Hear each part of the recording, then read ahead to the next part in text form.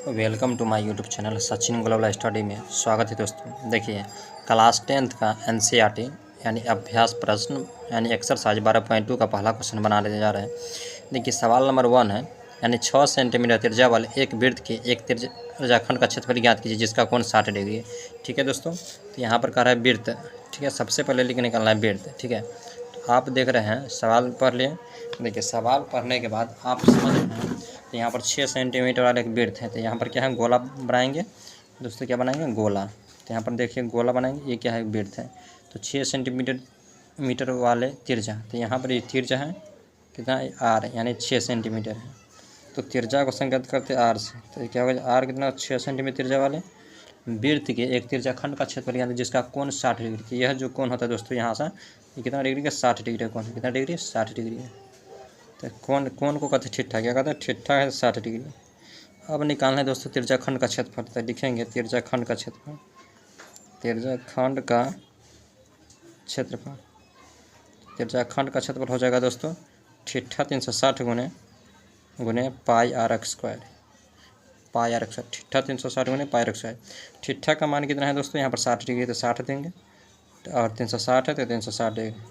पाई का मान कितना है? 22/7, तो 22/7 देंगे। आर का मान कितना है? 6 है, ऊपर 6, तो 6 गुने 6।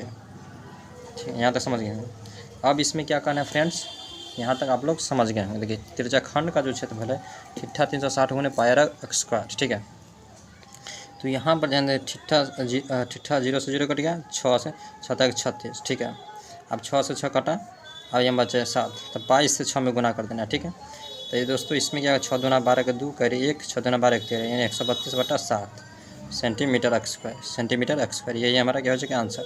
दोस्तों दूसरा नंबर जो सवाल है, चलिए इस दूसरा सवाल को देखते हैं।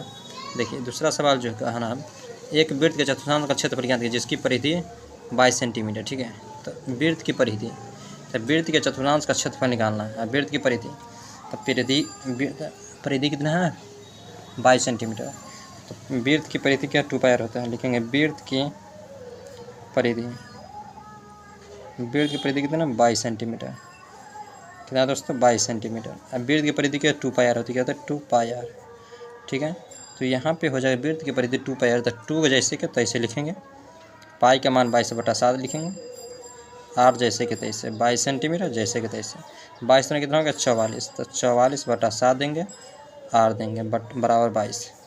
अब यहाँ पर क्या करना है दोस्तों, इसलिए आर बराबर हो जाएगा 22 गुने 7, 44/7। इस 7 ऊपर जाएगा 44 नीचे आएगा, तो 7 ऊपर 44 नीचे।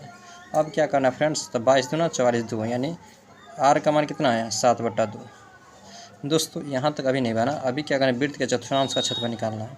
ठीक है, तो वृत्त के चतुर्थांश का क्षेत्रफल निकालने के लिए, तो वृत्त के चतुर्थांश का क्षेत्रफल क्या होता है 4 पाई एक्स स्क्वायर। वृत्त के चतुर्थांश का क्षेत्रफल लिखेंगे वृत्त के चतुर्थांश का क्षेत्रफल 4 pi r x square. 4 pi r x square, तो 4 का मतलब होता है जैसे के तैसे। पाई का मान 22/7 गुने आर का मतलब होता है या 7/2 गुने 7/2। ठीक है दोस्तों, यहाँ तक आप लोग समझ रहे होंगे। 7/2 यानी 7/2। अब यहाँ पर 7/2 जैसे हैं, तो 7 से 7 कटे। ठीक है, 2 से कटे 11। ठीक है, अब इसमें क्या करना है दोस्तों, गुना कर दीजिए। 2 से 2, 11 दूना 22, 22 गुने 7, 7 दूना 14 का 4 करिए 1, 7 14 15, 154 सेंटीमीटर एक्स स्क्वायर।